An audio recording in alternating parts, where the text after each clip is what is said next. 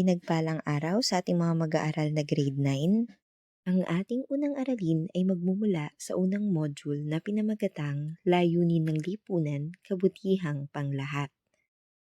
Noong kayo ay grade 8, ating tinalakay ang kahalagahan ng kapwa, kaibigan, at ng pamilya. Ngayon naman, bilang simula ng ating aralin, pag-aaralan natin ang mga mahalagang gampanin o papel na ginagampanan ng tao sa ating lipunan. Ano nga ba ang kahulugan ng lipunan? At ano nga ba ang halaga ng tao sa kanyang lipunang ginagalawan? Tayo bilang tao ay tinatawag na panlipunang nilalang. Ano nga ba ang kahulugan ng panlipunang nilalang? Pinapakita rito na walang sino mang tao ang maaaring mabuhay para sa sarili lamang. Sabi nga sa isang quote, "No man is an island." Kinakailangan ng taong makibahagi at mamuhay sa kanyang lipunan. Ayon kay Dr. Manuel D. Jr., isang profesor ng filosofiya sa Ateneo de Manila, ang buhay ng tao ay panlipunan. Binubuo ng lipunan ng tao at binubuo ng tao ang lipunan. Ano nga ba ang lipunan? Ang salitang lipunan ay nagmula sa salitang ugat na lipon na nangangahulugang pangkat. Ang lipunan o pangkat ng mga individual ay patungo sa iisang layunin o tunguhin. Kolektibo ang pagtingin sa bawat kasapi nito, ngunit hindi naman ito binubura ang individualidad o pagiging katangi-tanging mga kasapi. Ngayon naman, ating alamin ang kahulugan ng komunidad. Ang salitang komunidad ay galing sa salita na communist na nangangahulugang common o nagkakapareho. Madalas na ginagamit ang salitang komunidad upang tukuyin ang lipunan. Ang isang komunidad ay binubuo ng mga individual na nagkakapareho ng mga interes, ugali o pagpapahalagang bahagi ng isang partikular na lugar. Ipinaliwanag nga ni Santo Tomas de Aquino na ang tunguhin ng lipunan ay kailangang pareho sa tunguhin ng bawat individual. At ika niya nga, sa pamamagitan lamang ng lipunan makakamit ng tao ang layunin ng kanyang pagkakalikha.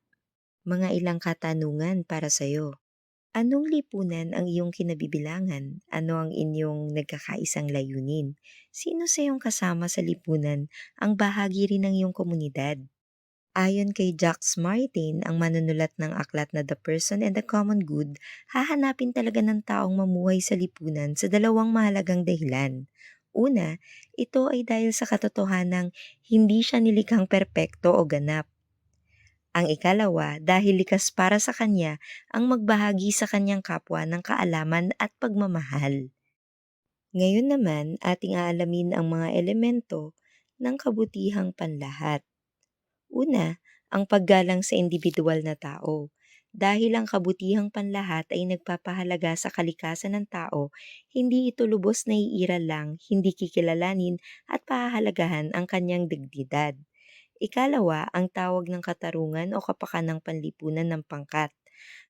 Ang pag-unlad ang kabuuang pokus ng panlipunang tungkuling kailangang maibigay sa mga tao. Ang sumunod naman ay ang kapayapaan. Kalimitang sinasabi na ang kapayapaan ay ang pagkakaroon ng katahimikan, kapanatagan o kawalan ng kaguluhan sa lahat ng aspeto ng buhay, tulad ng isip, kalooban, pamilya, lipunang ginagalawan at iba pa. Subalit, ang kapayapaan ay resulta ng pagkakaroon ng katahimikan, kapanatagan o kawalan ng kaguluhan sa ating buhay.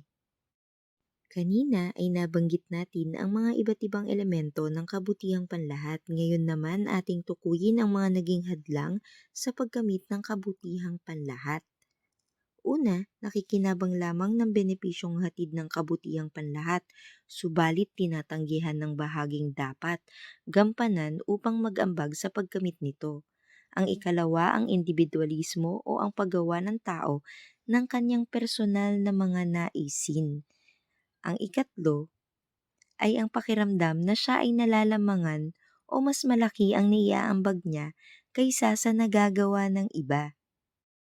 Ano-ano nga ba ang mga solusyon o kondisyon sa pagkamit ng kabutihang panlahat? Ang pinakauna sa lahat ng kondisyon ay dapat na mabigyan ng pagkakataong makakilos ng malaya na ginagabayan ng dialogo, pagmamahal at katarungan ang lahat ng tao.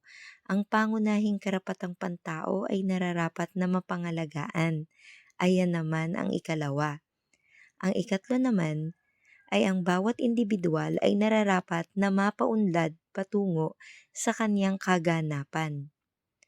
Pang-apat, hindi dapat namimili ng edad o antas sa buhay nang sa gayon ang tiyak na mananaig ay ang kabutihang panlahat, sapagkat ito ay nakabatay sa iyong puso at pagmamalasakit dapat sa iyong kapwa. Narito ang ilan sa ating mga tinalakay para sa araw na ito. Kabutihang panlahat, ano nga ba ang kahulugan ng lipunan?